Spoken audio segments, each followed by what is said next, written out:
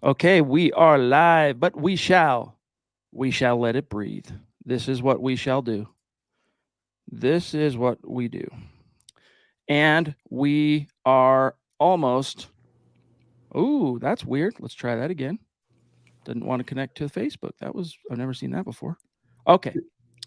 Welcome in, everybody. It's the Mile High Huddle podcast. I'm your host, Chad Jensen. With me is my fellow football priest, who you know, who you love, Zack Kelberman. Zack, the Broncos have signed a couple of guys in the wake of the little rash of injuries that happened earlier this week to Tim Patrick and Demarie Crockett. Tell everybody who the Broncos have signed over the last, let's say, 36 hours and what it means. I made a podcasting faux pas. Let me get rid of these Tic Tacs in my mouth real quick.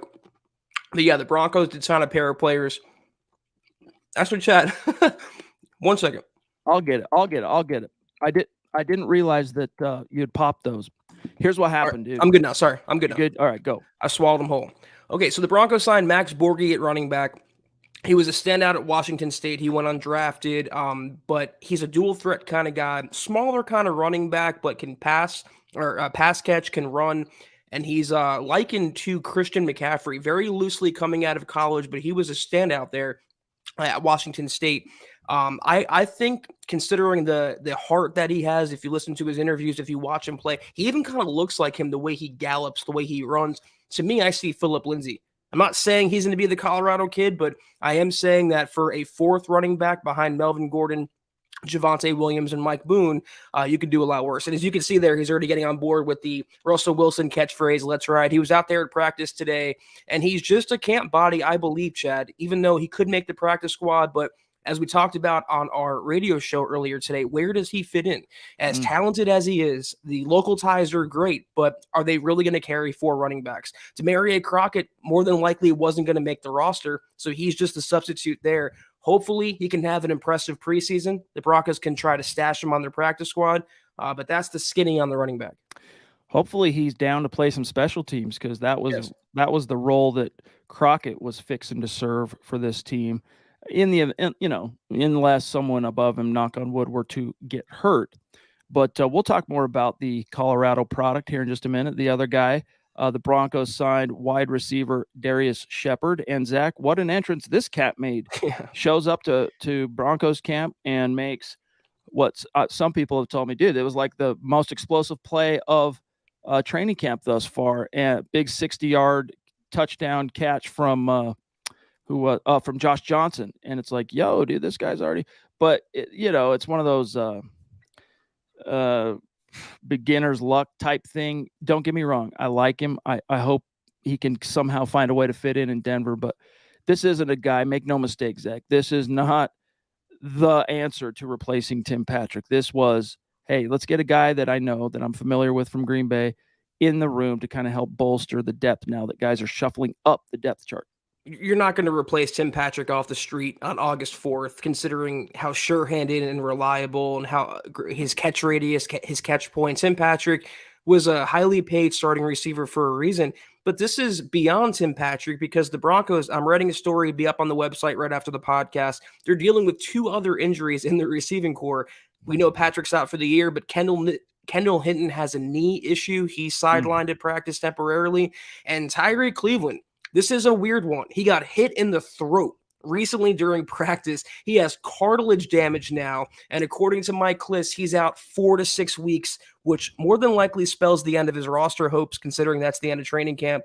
So they are thin at wide receiver. And when you come off the street in Darius Shepard's case and you're getting reps with the first team already, it shows you how thin they are. So hopefully they have some warm bodies that can provide insurance and let those other guys get healthy. Tyler, what's going on, bro? With an early super chat jumping in. Great to see you. It's been awesome having you in the chats again, chit-chatting back and forth on Twitter. He says, have a great show, fellas. 2 for PS2. That's cool. Appreciate that, Tyler. 100 Beat X. 100 Beatix. Newer name. Welcome. Thank you for that super chat. Appreciate it. We'll grab this super chat, and then we have one matter of business we need to grab. Should Denver trade Garrett Bolzak for a third-round pick? No. Next question. No, I mean seriously though, he's the starting left tackle, and 100 BDX, he's your only locked in starter on that O line. And under Butch Barry, I think the Broncos can get more out of Bowles than they did under Mike Munchak. So no, I'm not trading him for the sake of a draft pick. I am not risking Russell Wilson's blind side to who? Calvin Anderson or some guy off the street. No, I don't know if this was like a troll question or not, but no, definitely not. There are some candidates for trade, all right, that I know the guys on the morning show this morning spent a lot of time talking about that. We can get into it a little bit tonight, but first, we must draw your attention to a giveaway that's hanging in the balance, a signed Javonte Williams helmet. We welcome, as you know this week, Pristine Auction as a sponsor of the Mile High Huddle podcast. PristineAuction.com is the most trusted sports memorabilia auction site with an A-plus rating on the Better Business Bureau. You know how important that is. Auctions on PristineAuction.com start at just $1, and each day there are over 1,000 autographed items available, so you win signed, authentic signatures at affordable prices. And just last week, even though it's not a Bronco, goes to illustrate, though, what's available. An autographed Justin Herbert jersey sold for $110. All right, so deals like this are happening all the time on PristineAuction.com, and they have just about every player you could want, including all your favorite Broncos. Yeah, guys, every item on PristineAuction.com comes with a certificate of authenticity from the industry's most reputable authenticators. Upgrade your collection of signed memorabilia today and get $10 off your first item one when you use the code HUDDLE when you sign up. Again, PristineAuction.com, use the code HUDDLE and get $10 off your first item one. In addition, okay, it's not all, to your $10 off your first item, we are giving away a signed Javonte Williams helmet to one lucky listener who signs up, all right, through our code. Now, you can use the code HUDDLE, but the easiest thing to do is you follow the link. It's in the description of this video. When Scott will also put the link in the chat. And there's a drop-down arrow that asks where you were referred to for this giveaway. Just make sure you put Mile High Huddle. Bada bing, bada bang. It's your chance to win. All right. Links in the description, pristineauction.com/register. It's that easy. Enter to win a really sweet piece of Broncos swag. All right. Zach, back in it with the Duchess. And you know what? Before we read Michaela's super chat and we give her our props and we love her and we thank her for everything she does for us, I think I don't know if you missed it from the previous episode, Michaela, but here's the current updated rankings for August for the Super Chat contest for the MHH Meet and Greet Week 3 in Denver. DWI guys currently stands at number 1. The Duchess right behind him. Zeus McPeak at number 3. Jason Bolin and Benji Clay rounding out the top 5, but there's multiples tied at 4, including Dave from Georgia, Riley Malloy, and then look, Tyler, he's going to be climbing these rankings, but really cool to see some of these newer names vying for it in the top 5 right now, and we're just 4 days into the month of August, so appreciate that. But Michaela says, I'm heartbroken, Zach, about Timmy Patrick. Horrible luck. Yeah, we didn't get to talk about it on the podcast, only our radio show, and I feel so freaking terrible for Tim Patrick. You know, no good deed goes unpunished. He took a below market value contract and then restructured this offseason to help the team more, and what does he get for it? A torn ACL, out for the year. I call into question once more, Michaela, the Broncos strength and conditioning program. I don't think saying Lauren Landau's name is like the boogeyman, you know, Bloody Mary 3 times on the window. We should be able to talk about the strength and conditioning regimen and the lower body injuries that persist with the Broncos year in and year out. They lost 2 players the same day to the same injury, just like last year with Josie Jewell and AJ Johnson. Demarius Crockett went down the same day Timmy P did, but I digress on that. Hopefully he comes back strong next year. He's still under contract, obviously. The Broncos have to move forward. And fortunately, if there's one position where they could withstand a loss like Tim Patrick, it was the receiving corps. Yeah, it is a bummer. And especially after, you know, he strives to overcome so many different obstacles to make it in the league and then get that coveted second contract. And he's like, all right, I'm at the top of the mountain and I'm going to go justify why I got this deal. And then he gets hurt. But the cool thing to keep in mind, all right, about this is as much as it sucks for the individual and it's not great for the team. I'm not trying to make light of an injury to a starter, but you're going to be okay because Russell Wilson. Not only, Zach, is it still an embarrassment of riches as far as the position. Cortland Sutton, Jerry Jeudy, KJ Hamler, and then everybody else behind him. I mean, Russell Wilson is that tide that raises all ships. So he's the type of guy. I mean, think about this. When Peyton Manning came to Denver in 2012, hey, you'd seen some exciting things from a 2 years removed first-round pick, Demaryius Thomas. I think his career high that far into his career, though, was like 500 and change yards for a whole season. Similar for Eric Decker. And then in the matter of one season, boom, they go from relative no-namers in the NFL to darlings, fantasy football darlings, Pro Bowlers. They're stacking up 1,000+ yards. They're stacking up 100 receptions, 10+ touchdowns. That's what a franchise guy can do. He can take guys that are good, whose potential has yet to really be scratched, and rocket them into the stratosphere. So as much as it sucks, we hate to see it, Zach, man, this team still has many, many great weapons on offense at the receiving positions, plus that tight end core, and B, Russell Wilson to cover all those different holes. Yeah, you mentioned the quarterback. Thank God the Broncos also have Cortland Sutton. You know, we all call Timmy P. Cortland Sutton light. Well, they have the real deal, and Cortland Sutton has had a tremendous training camp so far and away the number one wide receiver. And today he came up with a big 30+ yard reception on a 4th and 2 pass in team drills where he mossed Ronald Darby in coverage. So at least they have Cortland, and they have some other deep receiving weapons like KJ Hamler and Montrell Washington. Real quick before we take Mike Reno, while we're on the topic, Chad, we don't get to talk about it too much because it is, for whatever reason, taboo. Dale, I love you, man. I have a lot of respect, a lot of admiration for you, but a scapegoat for what? A scapegoat for who? That falls under his umbrella. When you're the head training guy, when you're the head strength and conditioning coach, and year after year after year on your watch, the Broncos are suffering season-ending injuries, lower body injuries, soft tissue issues, that falls in his department. Kind of like how when an offense struggles, we all look to the offensive coordinator, like Pat Shurmur last year. It's the same thing. That's his department. He's not a scapegoat. I think he is the culprit now. They changed out the players. They changed out the coaches. They changed out the practice style, and the injuries remain. The common denominator is Lauren Landau.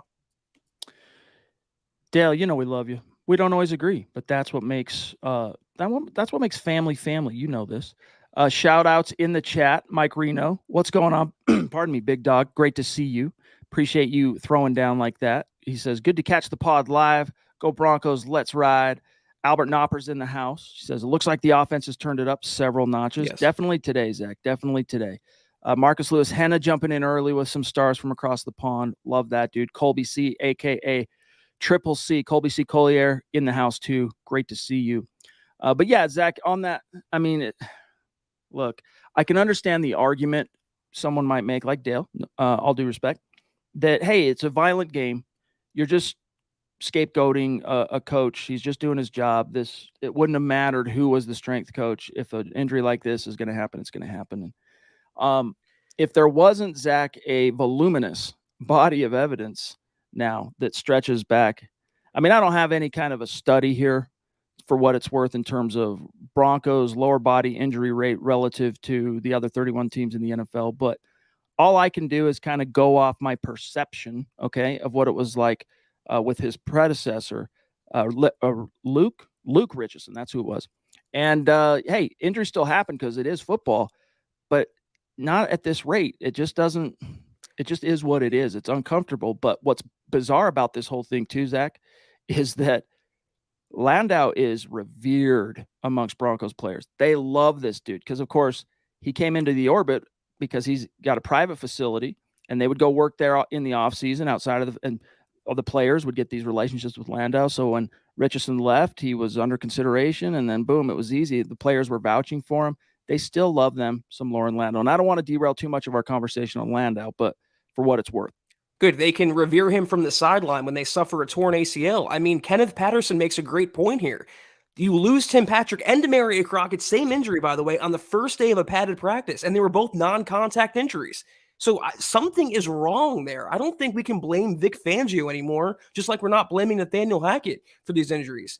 Maybe we need a study, chat. We need a congressional insight into this matter. Travis Weber in the house. What's going on, brother? He says, I know it's unlikely, but how do you all feel if Denver brought in someone like Emmanuel Sanders? Zach. For what? There's a push for the Broncos to go sign a name. Like, just go get us a name, and then we'll be happy since Tim Patrick got hurt. From OBJ is the one I've heard the very most. I wrote an article last night kind of dunking on that as a notion because this is a cat that tore his ACL 4 months ago, whatever it was. Well, maybe longer now because we're in August. But still, that's your option for a guy who tore his ACL, is a guy who's not even maybe barely 6 months removed from his ACL injury. Like, no. So I'm not feeling it on Emmanuel, but I know you aren't either, Zach. Why? He's 35. He's washed. He's a free agent for a reason. He went out on the Broncos in bad terms, fighting Cortland Sutton in training camp practice. What is he going to offer? If anything, the Broncos need a possession guy, even though they have some guy named Cortland Sutton. Manuel Sanders isn't that. You talk about Sanders' route running, his footwork. Well, they have Jerry Jeudy. Emmanuel Sanders' speed, they have KJ Hamler and Montreal Washington. I don't see the need in adding someone like that when you already have more tight ends than you know what to do with. And you have younger receivers on the roster that are making plays in camp with the current team, in the current playbook, with the current quarterback. Give me more Montreal Washington and KJ Hamler and Jerry Jeudy than give me Emmanuel Sanders. No doubt. No doubt. We'll circle back to this. Phil McLaughlin, what's going on, brother? Appreciate you. Shout out to Zach and Scott and Chad. Hashtag let's ride. We're riding, baby. We're doing it. It's fun. Miguel, what's going on, brother? On Facebook, he says, did y'all see MJD say that Derek Carr is a better quarterback than Russell Wilson? Thoughts? I didn't see that, for what it's worth. I'm glad I didn't, but now there's no unseeing this. Zach.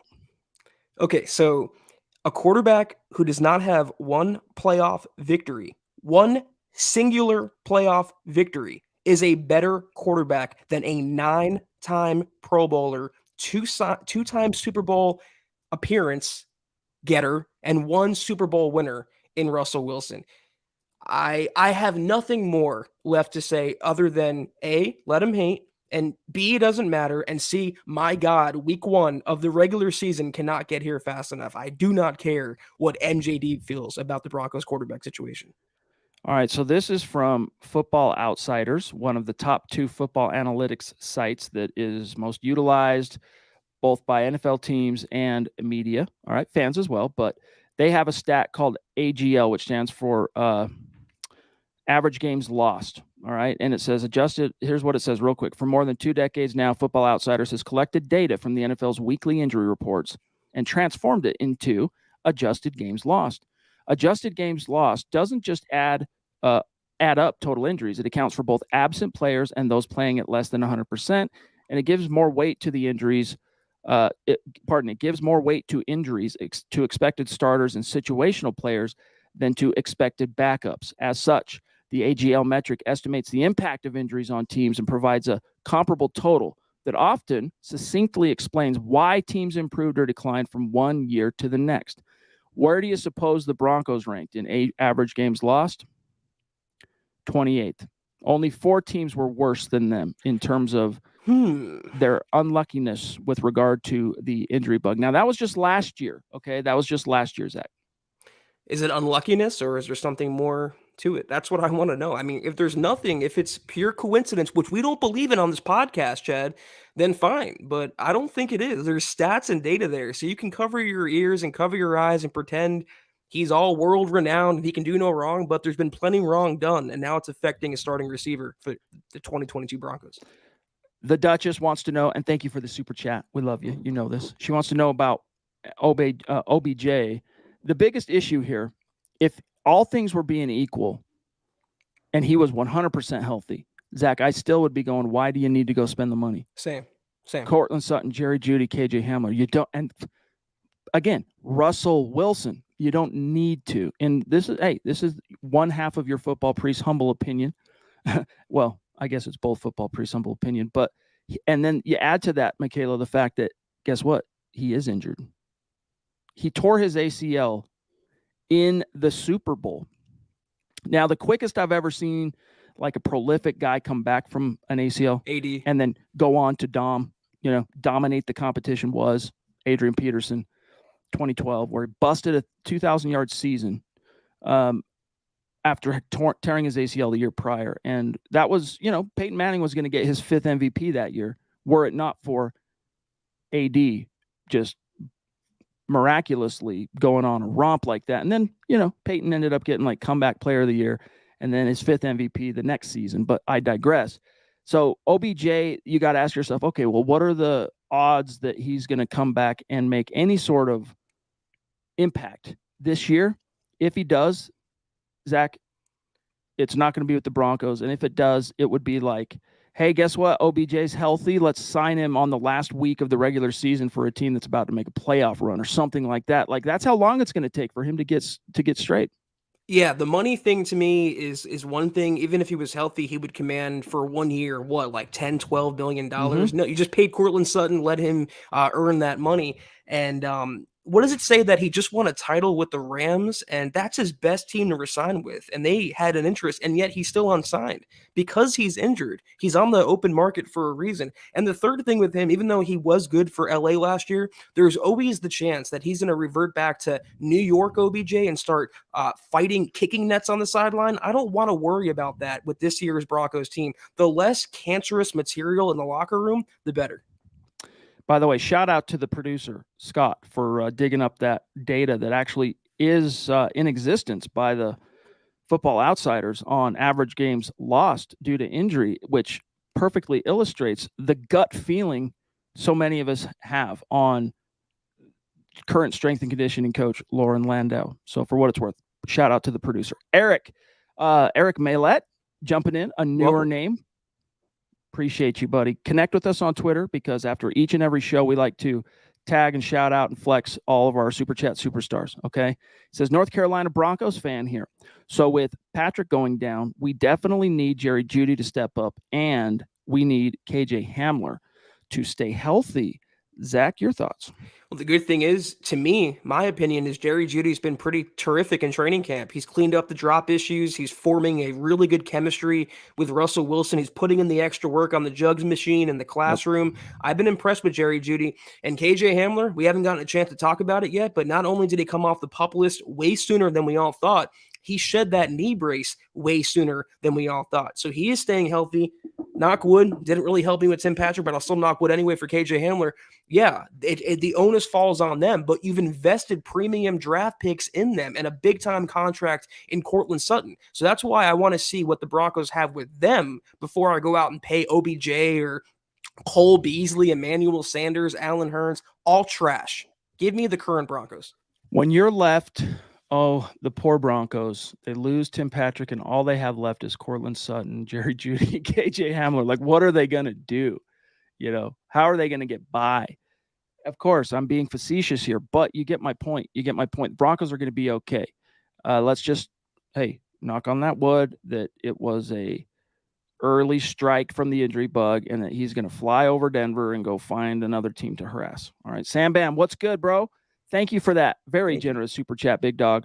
He says, it's unfortunate about Tim Patrick, but I fully believe he will be replaced due to having a stud quarterback who makes his receivers better. Let's cook Russ, or let Russ cook. Go Broncos. Yeah, dude, that's really the biggest thing is, I can make jokes about, hey, look, too bad Tim Patrick went down because all we got left is, as I said. But no, really the biggest thing is you've got Russell Wilson. You've got the tide that raises all ships. So if you think back to his 10 years in Seattle, Zach, it really wasn't till the tail end of his time there that the Seahawks put any kind of a serious investment, at least from a draft perspective, on wide receivers. DK Metcalf eventually. But like Russ, similar to other franchise quarterbacks, they kind of have a penchant for doing this, like Peyton Manning, Tom Brady, Aaron Rodgers. He took like an undrafted, barely clinging to the roster guy in Doug Baldwin, turned him into a Pro Bowler and household name, helped him get a second contract. Golden Tate, who was a third rounder, all right, mid-round guy, probably owes Russ a little bit of a commission check for that contract he got from the Detroit Lions after Super Bowl 48. Tyler Lockett, Jermaine Kearse, all right, so those guys, if they were operating, here's an example. What did Cortland Sutton do in 2019? He was playing with a bum Joe Flacco, a bum Brandon Allen, and a we'll see what happens rookie with some upside Drew Lock. 3 different quarterbacks that he caught passes from. Not a Russell Wilson, not a Peyton, not a Tom. 1,200 some odd yards, Zach, multiple, whatever it was, 6, 7, 8 touchdowns, and he gets a Pro Bowl nod. All right.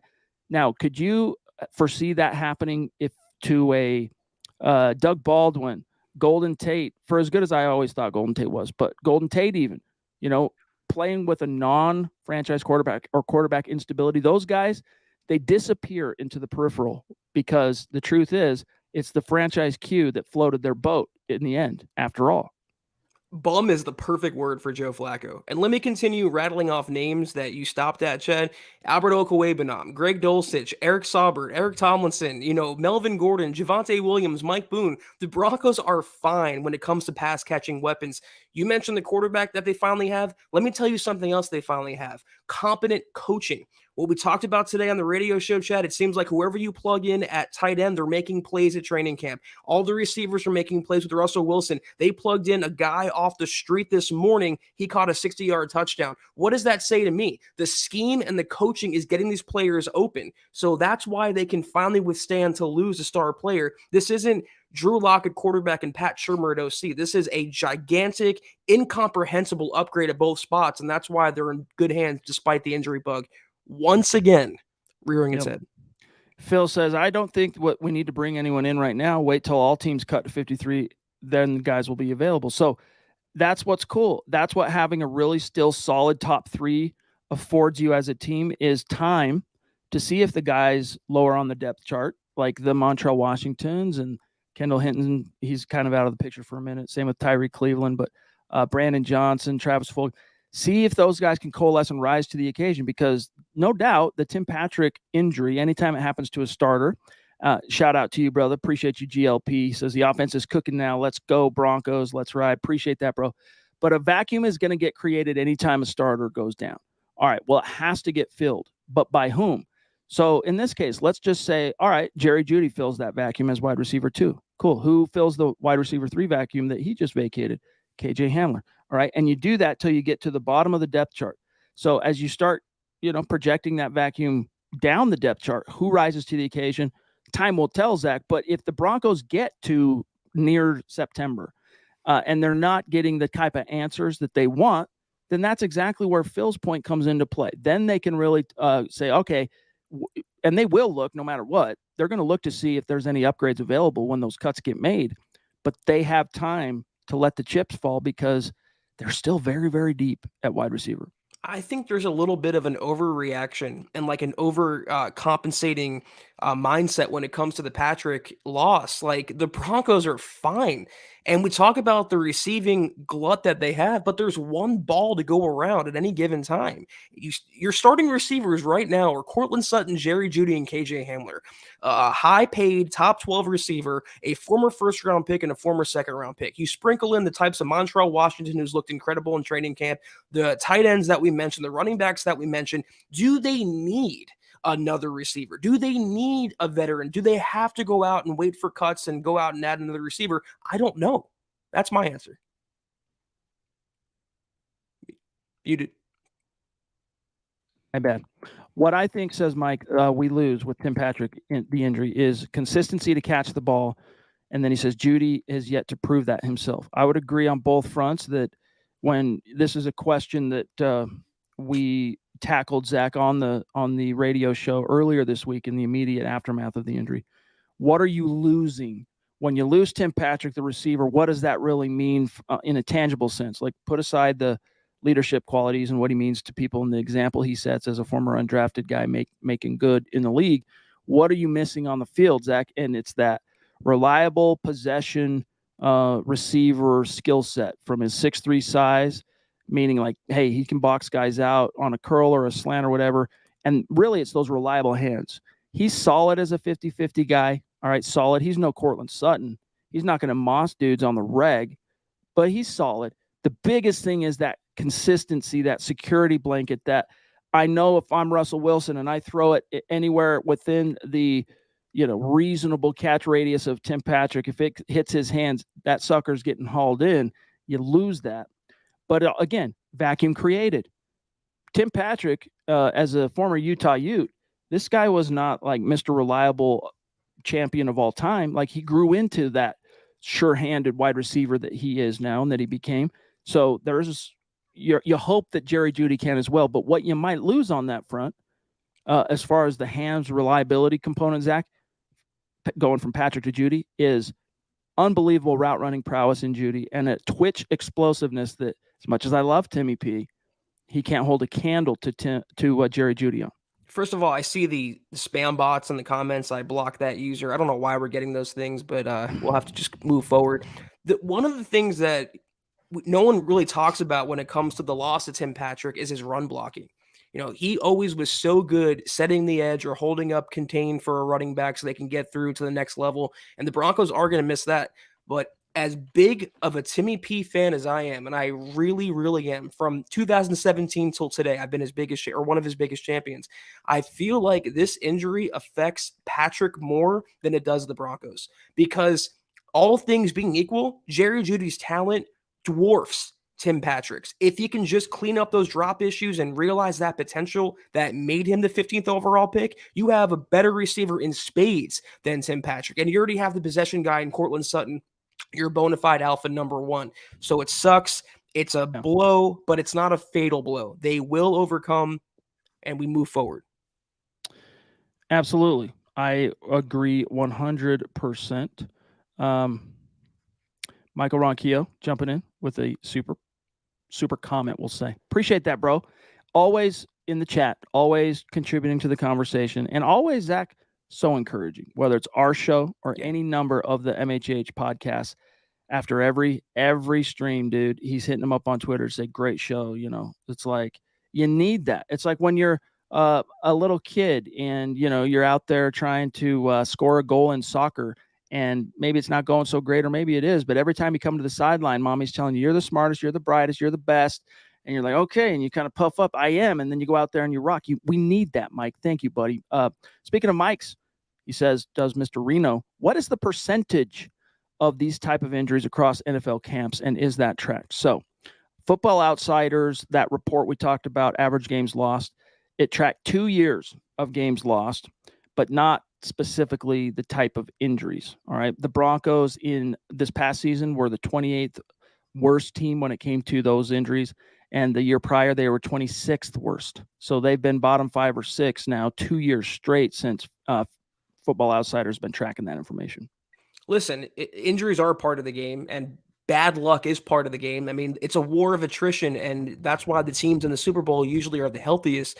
But there's just been a common theme year after year after year: lower body, soft tissue, and the same injury occurring with two different players. It was, again, Jewell and Johnson last year, and now Patrick and Crockett the same day this year. So I'm sure, I don't want to say it's coincidence. I really don't believe in that, Chad, but injuries are a part of it, and we just have to hope that Tim Patrick was the worst that they'll experience. I don't believe in coincidence as a rule. I believe in coincidence because, there are genuine coincidences that occur, but Zach, it's as the exception, not the rule. More often than not, when you see two things like that, there is a thread, all right, that connects them somehow, some way, if you dig deep enough. GLP with more stars throwing down the orange and blue hearts. Love you, big dog. Really appreciate you. By the way, how many of you have signed up for the Javonte Williams giveaway, the signed helmet? Because that's free swag on the table.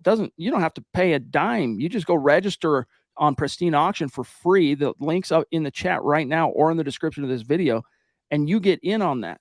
We'll be announcing the winner soon, but that's just chilling, dude. That's there for you guys. And if you look at one of these days, I'll give you guys a tour or something. I'll upload it on YouTube. But if you look at my quote unquote trophy chest, all right, one of my prized possessions. I told the story earlier this year, Zach, my signed John Elway helmet from when I was in 6th or 7th grade that I finally gained possession of, that was being held for me by a family member for a long, long time.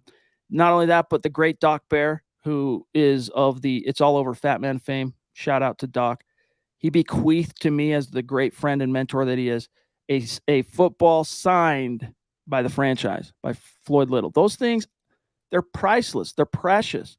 And when you have people come over, they're also great freaking conversation piece. So get in now, because hey, we're talking about 2 Hall of Famers that I just mentioned in my trophy box, amongst other things. maybe Javonte heading that way. Get in line to get that helmet. Trust. All right. The link's in the description.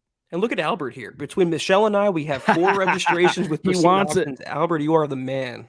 It's awesome. Yep. We can always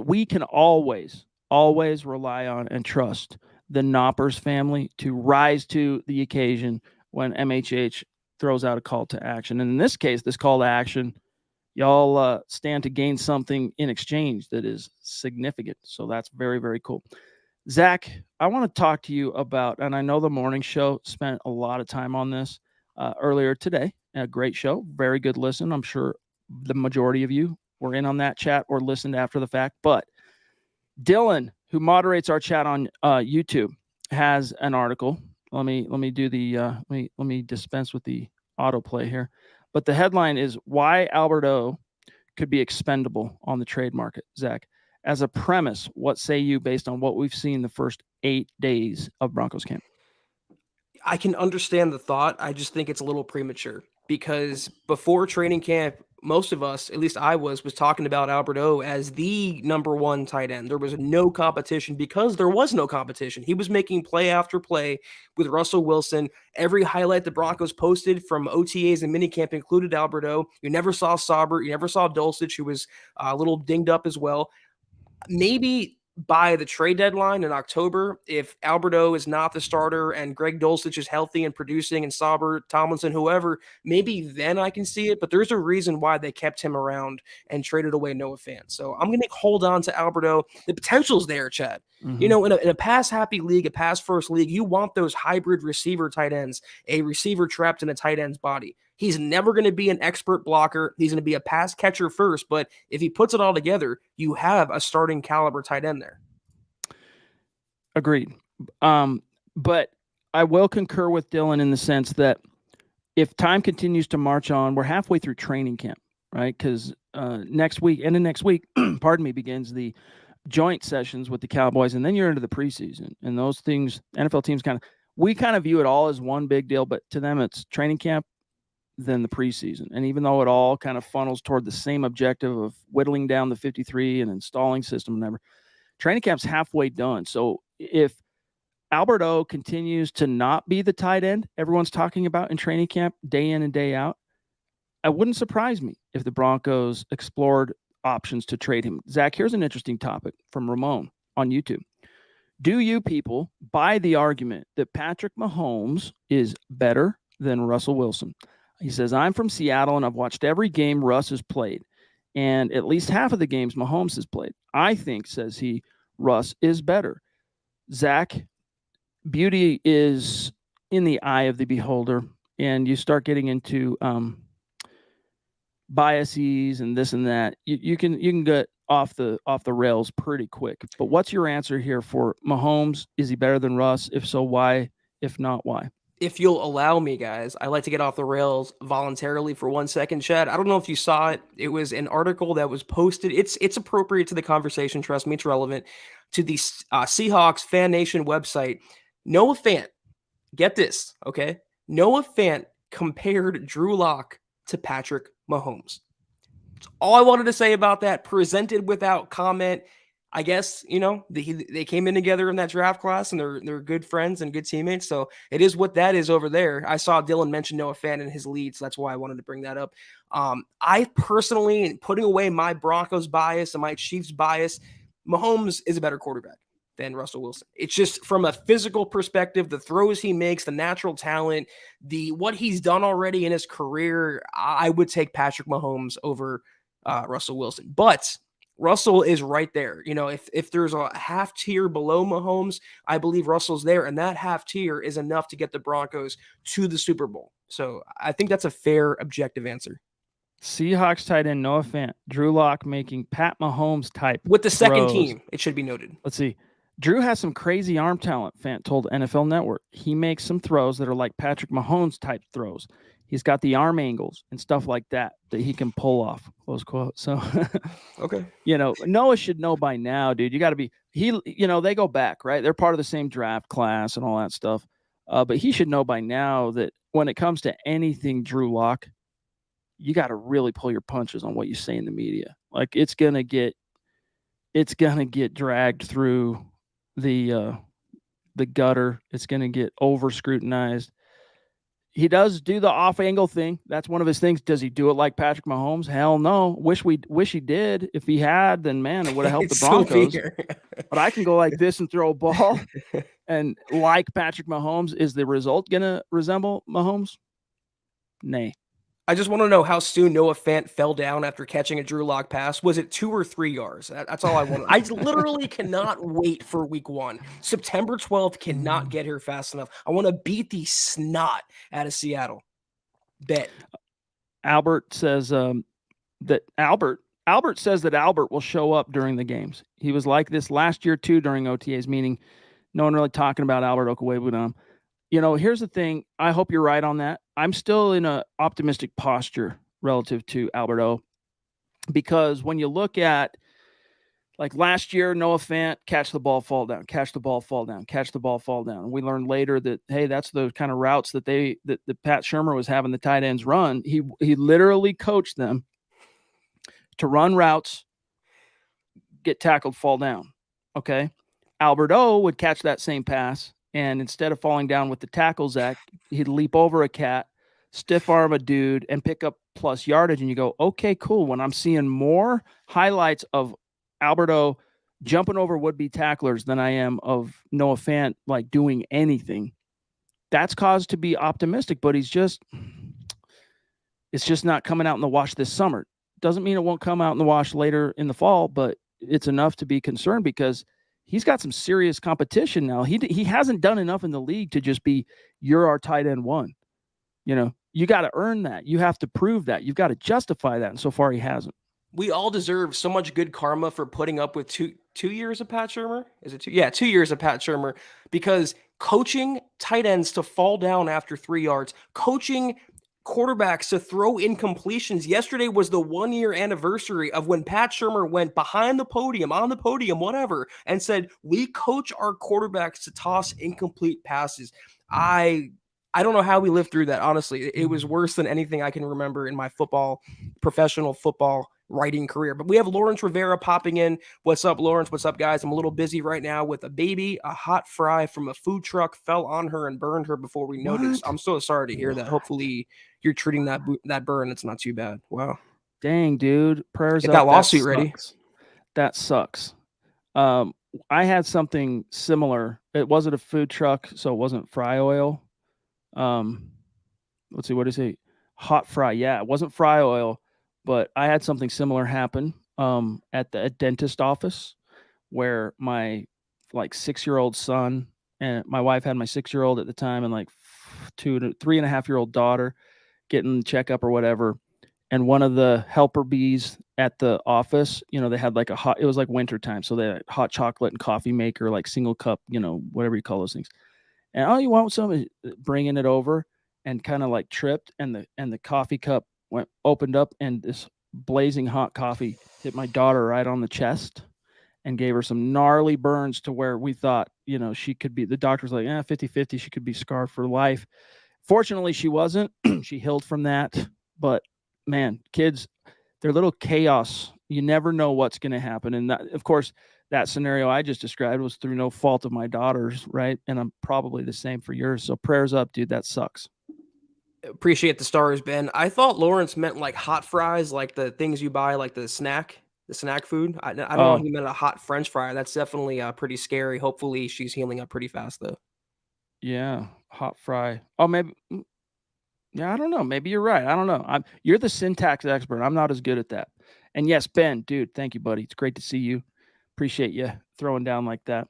Let's talk a little bit more, Zach, about what we saw today. Talking with Luke Patterson, who was at Broncos camp. He's been there every single day. You had a rookie show out today for the Denver Broncos by the name of Damari Mathis, who made a acrobatic, eye-opening type of interception, jumping a route, diving catch, picking off Brett Rippon, dude. How excited should fans be right now about Damari Mathis? I want to thank you for bringing this up, Chad, because he was arguably the defensive standout from today's practice. It wasn't PS2 or Simmons or anybody else. It was definitely Damari Mathis. They got him in the 4th round, and at the time, he had a 2nd or 3rd round grade at worst, so he was already a steal. To me, considering the offseason he's had, and it wasn't just a ball that was thrown right to him. If you watch the highlight, the Broncos posted it on their Twitter account, he dove and made the play. He cut off the ball from the receiver. So the instinctual ability of Damari Mathis cannot be coached, cannot be taught, or learned.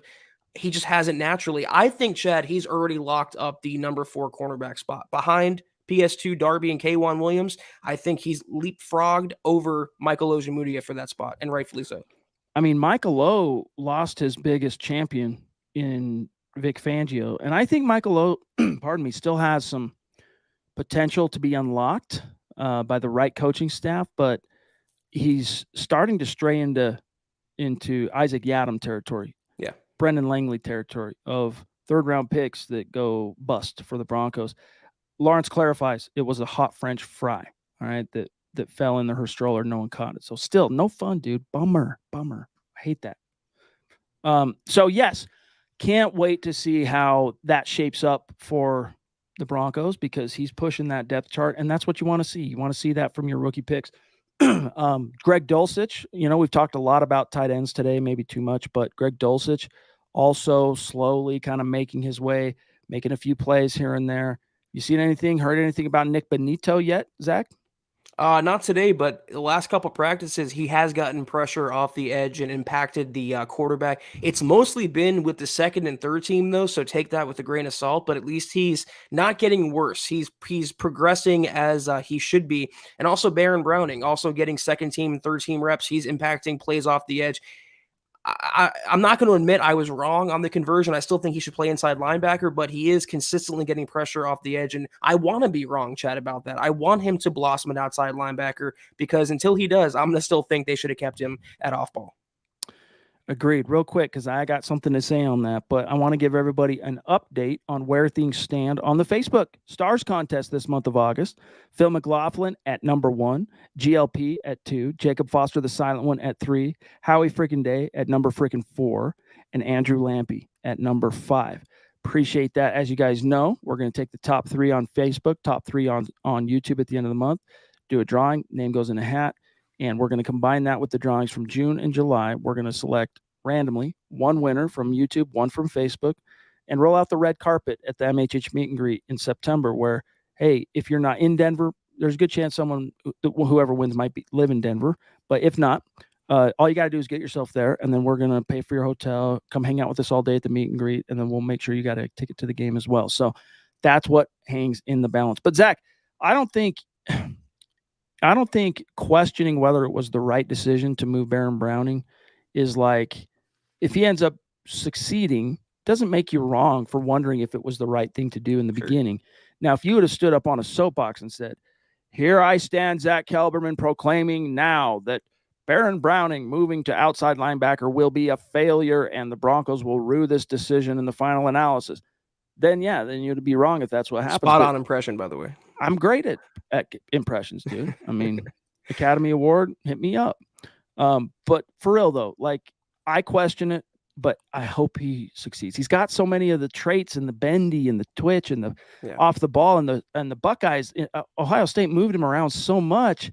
It's kind of hard to really gauge exactly what he should be doing at the next level. I mean, he's a linebacker, so which linebacker role, but he did so well at off ball. You're like, wait a minute. It's not like you're taking from an embarrassment of riches at off-ball linebacker and then, moving a guy who you can afford maybe to lose. It's the opposite. That's my biggest concern, is you're taking from strength.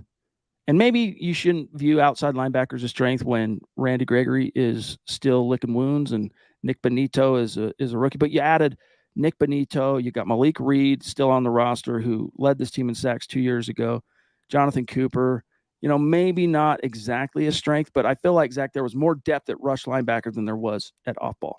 Chris Allen, too. The Broncos are excited about him. I mean, they have a lot of bodies at outside linebacker, even with Randy Gregory on the sideline. Here's another question, though, because the Baron Browning topic's played out. We haven't gotten a chance to talk about it. I will be writing about it for the website. If they're so content at linebacker, inside and outside, why almost sign Anthony Barr? Barr, it came down to the Cowboys and the Broncos for Barr's services, and it was yesterday, I believe, Barr joined Dallas. So if you're so content with Josie Jewell, Alex Singleton, Jonas Griffith inside, and your collection smorgasbord outside, I don't get that whole tete-a-tete. By the way, real quick, good eye, Scott. Scott caught this. I uploaded the wrong image of the top 5 currently this month. Here's the real one. I can't show it, but I'm going to say it. GLP right now is number 1 on Facebook. Jacob Foster's number 2. Andrew Lampy is number 3. Mark Schrader is number 4. And then Lawrence Rivera is number 5. That's your true top 5 for August, 4 days in. Lawrence says, much love, Broncos fam. Thank you for my babies. Get wells. Thank you, buddy. Appreciate the stars and positive thoughts and prayers. Hey, dude, headed your way. And you know this. Let us know Sunday when we're back on here how she's doing. Now, this is one I've never heard before, Zach, that I look like Patrick Mahomes. What? That's a first, dude. I've never been told I look like Patrick Mahomes. Better get yourself that $500 million contract. Yeah, dog. Yes, that would be very helpful. All right, 1 or 2 more, and then we're going to bounce. Mike Reno, what are y'all thoughts on Lloyd Cushingberry's performance so far? Seems like Wilson really likes his work. Yeah, that was made clear right away that Wilson was like kind of anointing who his center was going to be before the Broncos ever even hit OTAs by inviting Lloyd Cushingberry out to the throwing sessions and working with him. And then once they did get to the building, Zach, talking him up and praising him. And then since then, he's actually, it looks like the influence of Wilson has really helped Lloyd Cushingberry to take another step because, you wondered, hey, how's he going to fit in the wide zone and the zone blocking scheme? And he's getting off the ball with alacrity. He's showing more strength, according to Luke Patterson, than we've seen from Lloyd Cushingberry heretofore. So far, so good, dude. I'm really encouraged. You want it to work out for Lloyd. He's a 3rd-round pick of this team, and he's got a football brain that, his football IQ is off the charts, won a championship with LSU. Like, he's a championship caliber guy, but the previous coaching staff and or collection of talent around him, mainly quarterback, just wasn't giving him the best opportunity to thrive. And now he's getting it. So far, so good. So many people jumped ship on Cush, and I don't know why. On this podcast, we never did. We said he's probably the best fit for the Broncos scheme this year, and sure enough, he's running away with the center competition. But the thing is, he has no competition at center. Glasgow's done nothing to me in training camp. Wattenberg's done nothing to me in training camp. So it's Cushingberry's job to lose. And like we've said all along, he has to fall hard on his face to lose that job. I think, though, speculating here, it impressed Russ when he held that impromptu passing session, the first one after he got traded. And who was there? It wasn't just receivers and running backs. It was Cushingberry showing up. And for a football gamer, a lifer like Russell Wilson, that probably impressed him. That made an impression on him.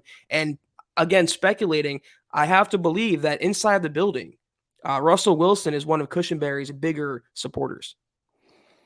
RJ says, what's the real story on Cortland Sutton this camp? The other guys have been saying daily that he's done nothing, but you guys say he's balling. Who says he's done nothing? Scott, is that a message of Broncos for breakfast? He goes like this. He's pleading the fifth. No, crazy. I mean, I can think of off the top of my head now, 8 days in. I mean, I'm not charting the plays or anything, but like I can think of half a dozen big plays, including today. I mean, the way practice finished today, Zach, you brought it up at the top of the show, but for those who weren't with us right away, Cortland Sutton, well, first of all, let me set the stage. Broncos are operating 2-minute drill toward the end of practice, full pads, 100%. All right, so this was like a real training camp practice. And their last thing of practice in team period, they're working on 2-minute drill. All right, Russell Wilson gets to the line. Audibles, calls his own play, signals, this and that. Sutton beats Darby down the left sideline. Wilson puts up a beautiful deep ball, and Sutton goes up, climbs the ladder, catches that sucker over Darby, touchdown, Broncos win in that game simulation situation. And that was just today. And, it was more of a focus, Zach, I think, on Russell Wilson for making the audible, and then, of course, the beautiful throw. But, guys, that was – who else makes that play? It was a great throw, But going up and over an accomplished corner like Darby and securing that sucker coming down, that's a Cortland Sutton thing. And I'm telling you, when we talk about a quarterback being a tide that raises all ships, okay, yeah, that's going to apply to Russ helping to elevate Sutton. You're going to see that come out on the wash. But remember what I said earlier about his Pro Bowl year in 2019? He did all that with 3 quarterbacks. Turned out he's a tide of his own. He's a tide in his own right. He elevated those guys. All right. So now imagine what they can do together. And so I don't know where that's coming from exactly, RJ, for what it's worth, but I've seen nothing up to this point from Cortland Sutton that would lead me to believe anything other than it's going to be a good year. Can we pull up the play? Because the Broncos even posted it, and he just posterizes Ronald Darby. I mean, we remember before he got injured, we called him Sutton balls. They weren't 50-50. They were like 80-20. Well, pre-injury, Sutton is back, baby. You're talking about a top 10 receiver. The other one that stands out was, I believe it was Monday's practice, where PS2 got a big pass breakup on him, and then he comes back in the second half of the practice and gets a nice, I think it was a touchdown grab, or it might have been a first down grab on Patrick Surtain. So Cortland Sutton has balled out. Check this out, guys. Ooh. One more time.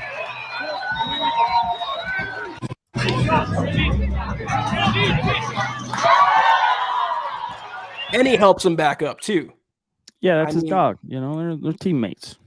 The guy's been terrific, I think, in running away with the wide receiver 1 title. That was something else we debated on this podcast for months after the Wilson trade. Which Broncos receiver is going to be wide receiver 1? Even with Patrick healthy and KJ Hamler back in the mix, Jerry Jeudy, it was always Cortland Sutton. So he's had a tremendous camp. And anyone who's telling you otherwise, you might want to check if they have eyes, working eyes. With first, WTH first, no fear. He wanted us to read his first comment. I'm not sure which one is your first, dude. I don't have enough time in the day to scroll up and find your first.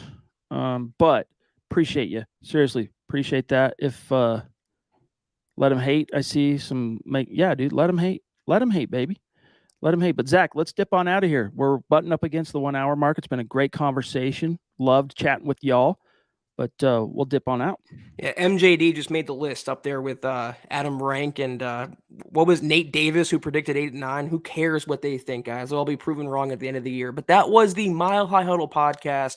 We're off until Sunday night. But until that time, follow us on Twitter at HuddleUpPod. You can follow the main account on Twitter at Mile High Huddle, Chad on Twitter at Chad and Jensen, myself at Kelberman NFL, and Scott at Scout Kennedy. If you guys want some swag like we're wearing right now, HuddleUpPod.com, new merchandise, new website, check that out, and Facebook.com/Mile High Huddle Pod. Like that page, follow that page. And if you haven't, go to Apple Podcasts and leave your football priest a 5-star review for a chance to win some merch each and every month. But if you can't do those things, as you see ticking below you, please subscribe, like, and share this video and every video you see on the MHH channel. It really, really, really helps us grow and reach more Broncos fans just like y'all.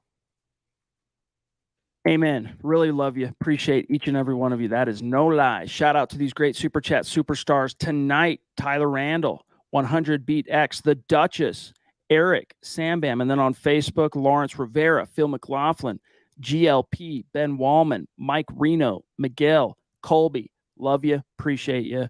We'll be back, as Zach said, we'll be back Sunday evening. But if you just can't bear it and you need to hear some football takes from us, catch us tomorrow, 2 p.m., Mile High Sports Radio, 98.1 FM. And you go, oh, I don't live in Denver. No problem. Go to my Twitter account. Go to Zach's Twitter account. You will find the link to listen live and join us in that conversation. All right. We want to hear from you. When you're in there, text the text line. We can do a facsimile of these chats in real time if you use the text line and all that stuff, or call in even. We can take some calls, Zach. But join us there, guys, and it'll be a gas. Yeah, tomorrow morning, Legends of Mile High, and tomorrow evening, Dove Valley Deep Divers. Guys, have a great weekend. Stay safe. Take care, and as always, go Broncos.